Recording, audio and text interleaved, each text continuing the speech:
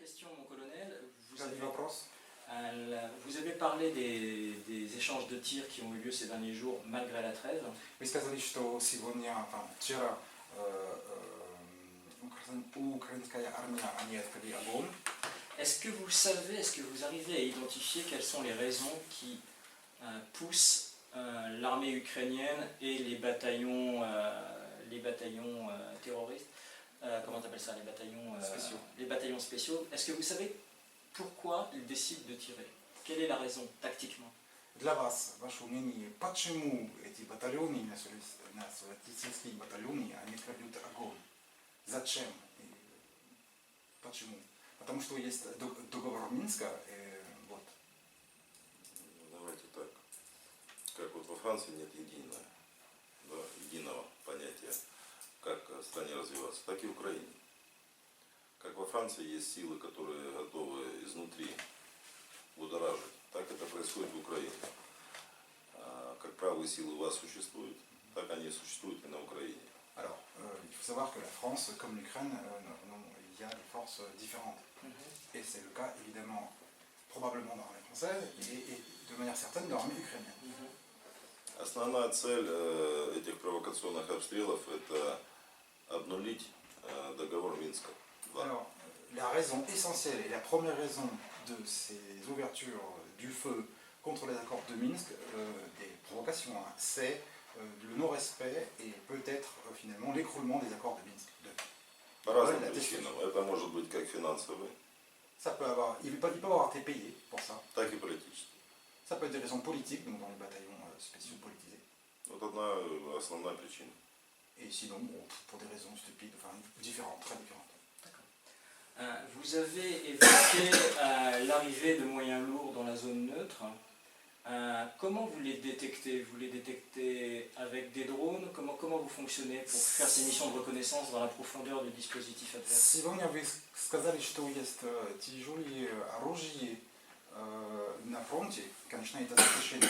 Но как вы знаете, что есть такие оружия, какие системы вы используете? Дроны, разведка и так далее. Маленькие, конечно, есть большие. Есть орлы, есть сокола, есть стрижи, есть грачи, есть вороны, птицы.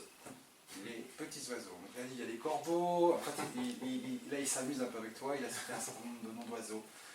Voilà, de différentes tailles. Les gros corbeaux et les petits moineaux. D'accord. Официальное использование беспилотных аппаратов по Минским соглашениям не запрещено. Alors officiellement, l'utilisation des drones n'est pas interdite de toute façon. Oui, bien sûr. Имеет право только использовать миссию БСИ. Mais par contre, c'est interdit pour l'OSCE d'utiliser ce genre d'appareil.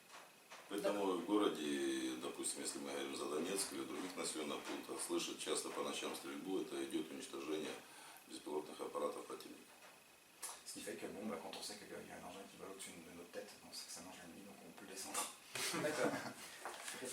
Par rapport à... J'ai parlé hier avec des combattants. Il y a Gavril Soldatan. Et il me disait que par rapport au début du conflit, l'armée du Donbass est en train de se professionnaliser. И они мне объяснили, что сначала, конечно, это не было так, но сейчас есть профессионализация, как по-русски? Профессиональная подготовка, профессиональная армия. Ну, оно, в принципе, название профессионализма. Профессионализма на во всем мире профессионализм. Идет сейчас этот процесс. Да, этот процесс, он всегда идет бесконечно. И во французской армии это происходит и до сих пор. Alors évidemment, oui, bien sûr, on a ce processus de professionnalisation de l'armée, mais de toute façon, dans toutes les armées du monde, et dans l'armée française, de toute façon, ça c'est tout le temps. Dans toutes les armées du monde, et tout le temps, et en tout temps. Alors, quelle forme prend cette professionnalisation en termes d'encadrement des troupes, en termes de formation? Comment ça тренируют, какие методы, что они изучают, как? Ну, методика, в принципе, она у всех как бы одна и та же. Это выжить на поле боя. А проводят в зависимости от местности. Потому что, если мы говорим Донбасс, это фактически плоскогорье с определенными оврагами. Вот использование, как можно использовать данное местности для того, чтобы тебя не обнаружить, Voilà. чтобы Alors, ты мог куда-то продвинуться дальше или занять те позиции, которые позволяли тебе держать оборону меньшими силами и контролировать большую территорию. alors, les plus importants renseignements en premier qui sont donc, où ils s'entraînent, c'est le mouvement. D'abord, survivre, comment survivre, et le mouvement pour aborder une position dans différentes Donc conditions. la manœuvre. La manœuvre. D'accord. Manœuvre, mouvement tactique, mouvement, etc. Et dans différentes configurations. Du terrain, aussi, l'utilisation du terrain, etc. Инструкторами выступают в основном те люди, которые имеют боевой опыт не на этой войне, а на предыдущих войнах. Alors, ce sont des instructeurs qui ont une expérience évidemment militaire importante et qui ont eu déjà des expériences militaires dans d'autres guerres. D'accord. Et dans quelle guerre, si je peux demander? Он спросил, эти инструкторы, они воевали где раньше? Ну, начиная это, мы берем официальные войны, да, которые существовали. Это Афганистан, Афганистан, это Чечня, en Tchétchénie, это конфликт, который был в Карабахе, en Abkhazie, на Кавказе, Югославия. au Caucase, en Yougoslavie. И очень же было много войн, которых они нигде не проходили официально. Et aussi énormément de soldats qui ont servi dans les théâtres non officiellement. Плюс во французском легионе у нас очень много людей, которые нам помогают. Et on a beaucoup d'anciens de la Légion française qui nous aident beaucoup, bien. Ils sont donc très bien formés. Сказать, что если это так, у вас есть хорошие как тренеры. Да. Par rapport, comment dirais-je, à l'armée ukrainienne, quel est votre sentiment en ce qui concerne cette armée? Parce qu'on dit souvent en France que c'est une armée très faible. Comment vous la voyez? Est-ce que c'est aussi une armée qui monte en puissance? Est-ce que aussi se professionnalise? Во Франции они считают, что украинская армия слабая. Но что есть тоже такой процесс. Сейчас эта армия, конечно, она более готова, более, у них есть тоже тренеры, у них есть тоже сейчас более опытны. Это правильно? Как вы считаете? Все правильно. Французские специалисты говорят о подготовке украинской армии, о том, что она в этом плане хуже подготовлена, чем французская. Это правда. Она, может, одна из худших даже в Европе. Не то, что заявлял президент Порошенко, когда он говорил, что это не самое на втором, а иногда в мире на втором, а в Европе на первом по боеготовности. Ну, это ложь, конечно. Но если мы берем период, начиная с 2014 года и сейчас на 2016, то с профессиональной точки зрения они подготовлены намного лучше. Alors bien sûr, il y a évidemment pas mal de mensonges autour de tout ça, mais il dit qu'au niveau de l'armée ukrainienne, les spécialistes français n'ont pas tort, mais c'est encore pire que ce que qu'ils pensent. Cependant, alors évidemment, en Ukraine, le président Poroshenko ainsi que d'autres fanfarons disent que l'armée ukrainienne est la première d'Europe, et ensuite s'il y a les européennes, évidemment c'est pas du tout vrai.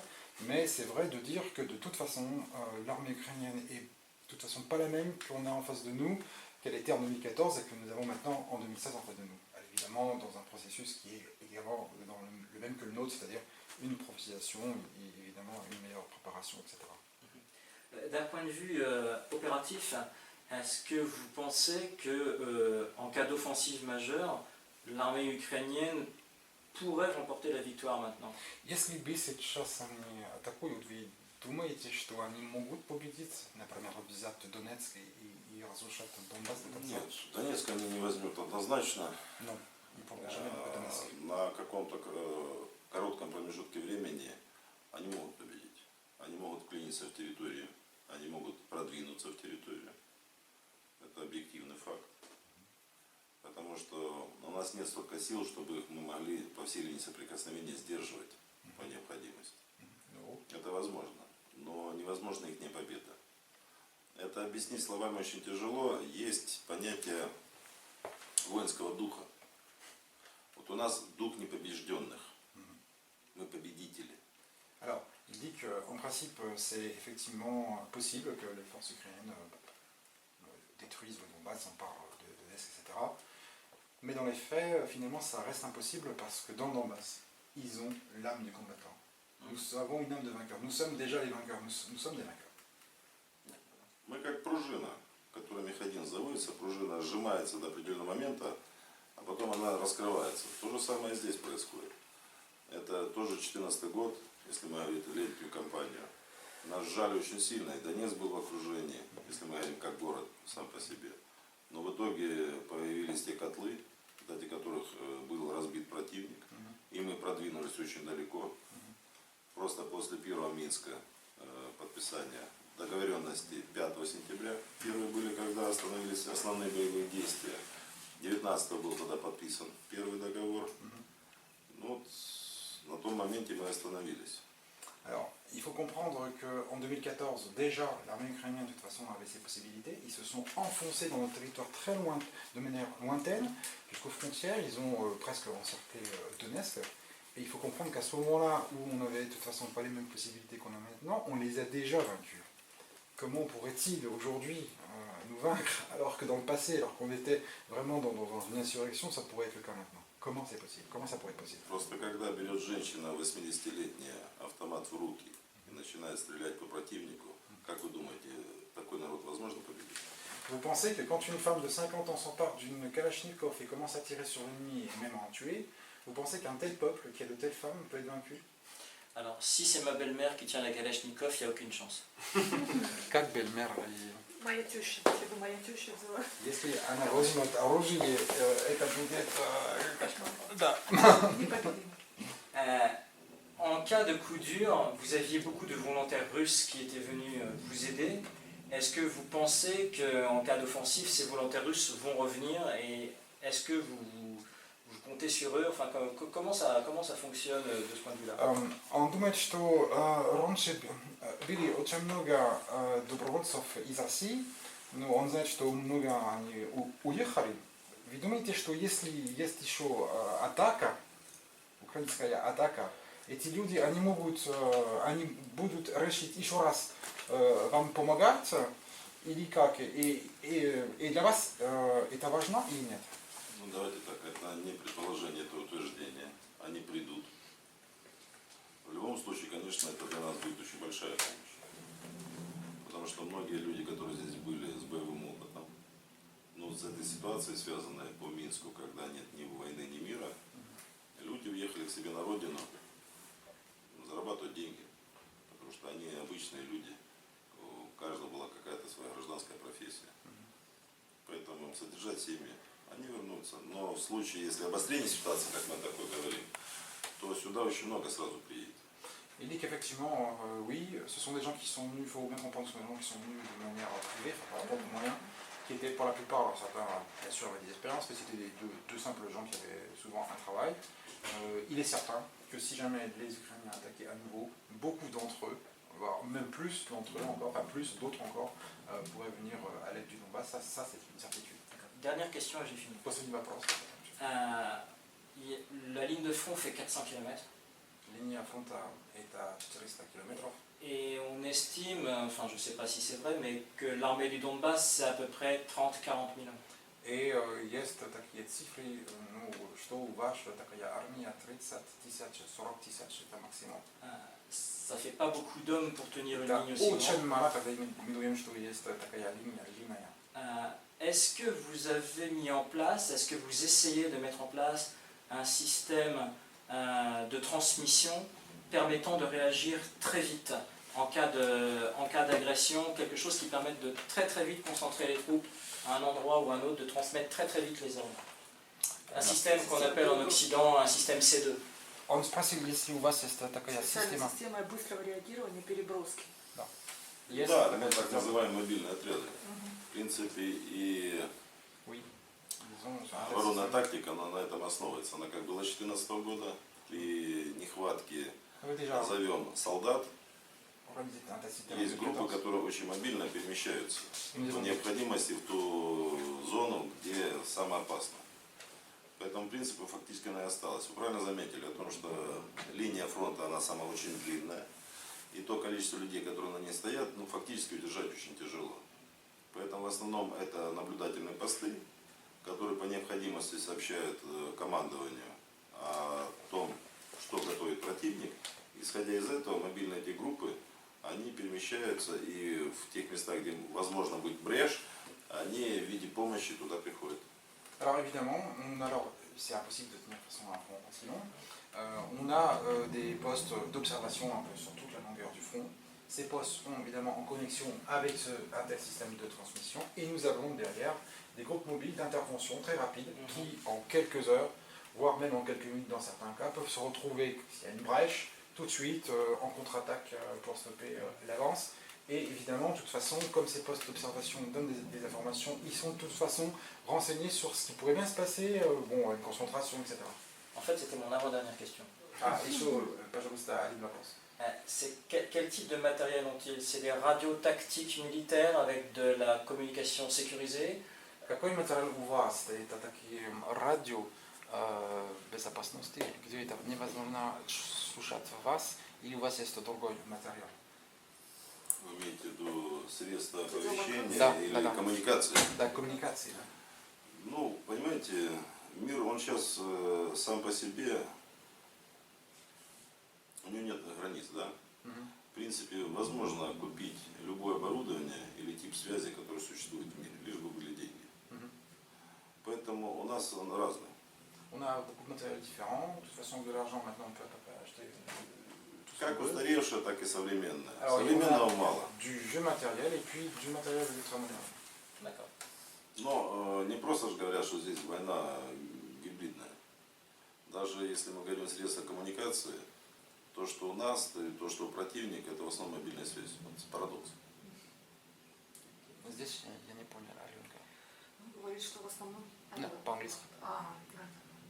The connection is mobile. It's a paradox. Connection is mobile connection. And that's Okay. why it's not really... Ok, ясно.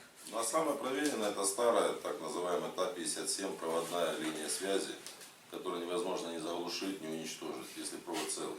Ils ont- Даже прослушать его невозможно. Вот понимаете, вот Ouais, ils ont déjà то, что придумано нашими предками, ils ont du оно matériel намного aussi. надежнее, чем Ouais, c'est нынешняя un- электроника. j'ai pas- Потому что очень много оборудования, которое помогает заглушить или предотвратить работу электронных приборов на каком-то направлении, на какой-то участок, временной отрезок. А вот эти старые образцы, с одной стороны, вроде бы их могут заглушить, если мы радиостанции, но не работают. Это опыт того же Афганистана очень сильно тогда показал. Горная местность, где идет отражение сигнала, и всегда со связью были проблемы, но они себя зарекомендовали, поэтому в основном это, потому что все современное это электроника. А электроника, один щелчок, у нас здесь находились институты, которые в состоянии прекратить общение людей, начиная с 1 квадратного метра и заканчивая целым городом. Il dit que donc ils utilisent des techniques qui ont été utilisées en Afghanistan, Ouais. donc avec des lancements continuels. Évidemment, tout ça est assez ancien, mais bon, ces appareils-là sont d'une solidité, d'une performance exceptionnelle. C'est du dur, c'est du solide. Alors, évidemment, avec ça, on peut se faire intercepter une communication, évidemment. Mais bon, on utilise aussi d'autres matériels et on a appris aussi, donc au début, évidemment, c'était pas le cas. Maintenant, on a appris à cacher nos transmissions et à faire en sorte que ça se passe bien à ce niveau-là. Mais bien sûr, il y a toujours des progrès à faire. Mais il insiste sur le fait, le vieux matériel, le nouveau matériel. D'accord. Merci beaucoup.